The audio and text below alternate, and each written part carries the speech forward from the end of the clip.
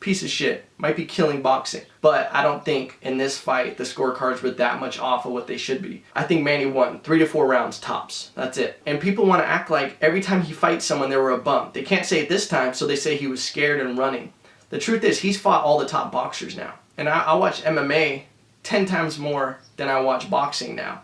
I watch Invicta, I watch Bellator, World Series of Fighting, UFC, I watch all the prelims, I watch all the main cards, I watch every card that the UFC puts on. I even bet on every card. Pretty fucking good with my picks, about 85%, maybe 80. And more importantly, the reason why The Ultimate Fighter was so successful, it brought drama into it. You got to know the fighters, you get to know who the champions are. That's why it's so successful. Even some of the MMA fans are starting to say that the UFC is washing down their product by having so many fights, having so many fighters. People don't get to know who they are. They're starting to watch fights where they don't know who this person is. And that tells you right there that people don't care as much about the actual technique and all the fights. They care about the stories. Oh, I'm a fan of him. Oh, I love him. You know, he's always tough. You know, he's cool. He's a cool guy. I watched him on Embedded. Oh, I watched him on The Countdown. That's the key to making a fighter, is to being a character. The Conor McGregors, the freaking John Jones. Everybody knows who he is because of all the crazy shit he does. We know about his life. He's like a Kardashian of the MMA world. Demetrius Johnson might be the most technical fighter in the UFC all across the board. But because he doesn't knock people out, it's so technical, people leave the stadium before he even finishes his fight. That's crazy. That fight with Floyd Mayweather and Manny Pacquiao was one of the most exciting fights I've ever seen. Why?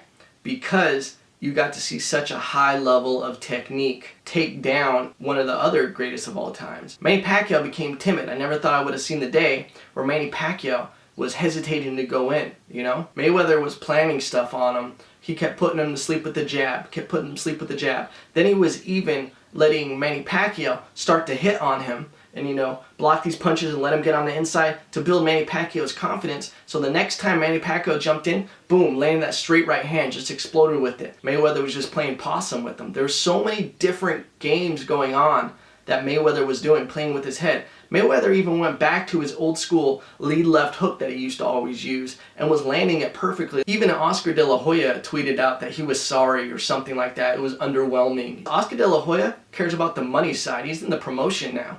He cares about putting fans in the seats, and what puts fans in the seats? Brawls and blood and everything like that. And the other truth of the matter is Oscar De La Hoya got fucked up by both those dudes in the ring, so go put a dress on, Oscar. Just kidding. It still fucked me up. Boxing has so many belts. They started making so many different welterweight champions. If they just had one welterweight champion and you see him on a poster, you know, this is the welterweight champion of the world, people would be more interested in that. In the era of Ken Norton, Larry Holmes, Muhammad Ali, Joe Frazier, George Foreman, when those guys were all fighting for one title and switching it up, it had so much drama because it was the king of the world, you know. Now they watered it down because they have so many different champions for one weight class that no one really knows who the real champion is, you know.